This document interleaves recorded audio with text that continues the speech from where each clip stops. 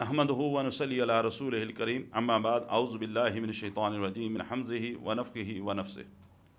گھروں میں قرآن کا پڑھنا، اس حوالے سے ایک بات ذہن میں رکھیں کہ اللہ سبحانہ و تعالیٰ کا فرمان اور رسول اللہ صلی اللہ علیہ وسلم کے فرامین کو اگر سامنے رکھا جائے، جہاں پر قرآن پڑھا جاتا ہے وہاں پر اس مجلس میں اس جگہ پر اللہ کی رحمت کے فرشتوں کا نزول ہوتا ہے۔ ایک صحابی بیان کرتے ہیں کہ میں رات کے وقت گھر لوٹا، میں نے اپنے گھوڑے کو کسی جگہ باندھا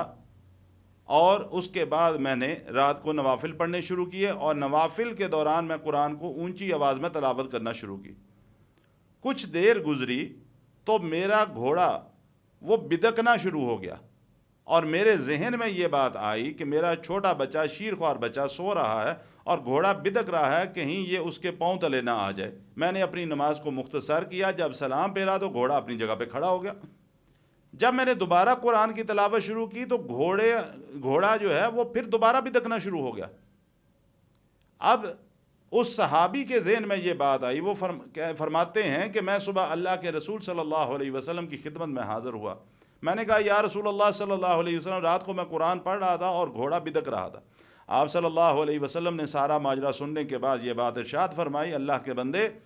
اگر تو اسی طرح قرآن پڑھتا رہتا، قرآن کی تلاوت جاری رکھتا، اور اسی طرح صبح کا سورج طلوع ہو جاتا، تو مدینے کے بچے بھی جو تھے وہ بھی آسمان سے فرشتوں کو اترتا ہوا دیکھ لیتے۔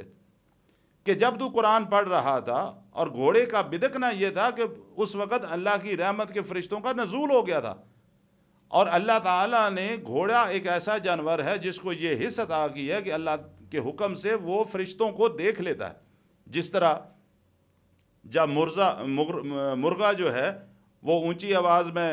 اپنی آواز نکالتا ہے، تو حدیث کے اندر آتا ہے کہ رسول اللہ صلی اللہ علیہ وسلم نے فرمایا جب مرغے کی آواز سنو تو اس وقت یہ دعا پڑھو، اللہم انی اسألک من فضلک، کہ اس وقت وہاں سے فرشتہ گزر رہا ہوتا ہے، اس کو دیکھ کر مرغا کہتا ہے۔ اور جس وقت گدھا ہینگے تو فوراً اعوذ باللہ من الشیطان الرجیم پڑھو، کہ گدھا اس وقت ہینگتا ہے جب وہ وہاں سے شیطان کو گزرتے ہوئے دیکھتا ہے۔ اسی طرح اللہ نے گھوڑے کو یہ حص عطا کی ہے کہ وہ فرشتوں کو دیکھ سکتا ہے۔ تو جس جگہ پر، جس مجلس میں، جس گھر میں قرآن کی تلاوت ہوگی، اس گھر میں اللہ کی فرشتے نازل ہوں گے، اللہ کی رحمت کے فرشتوں کا نزول ہوگا۔ ہمیں چاہیے کہ ہم اپنے گھروں کا ماحول اس طرح بنائیں کہ ہمارے گھروں میں جب قرآن پڑھا جائے تو اللہ کی رحمت کے فرشتے ہمارے گھروں میں بھی اسی طرح نازل ہوں۔ اللہ تعالیٰ عمل کی توفیق عطا فرمائے۔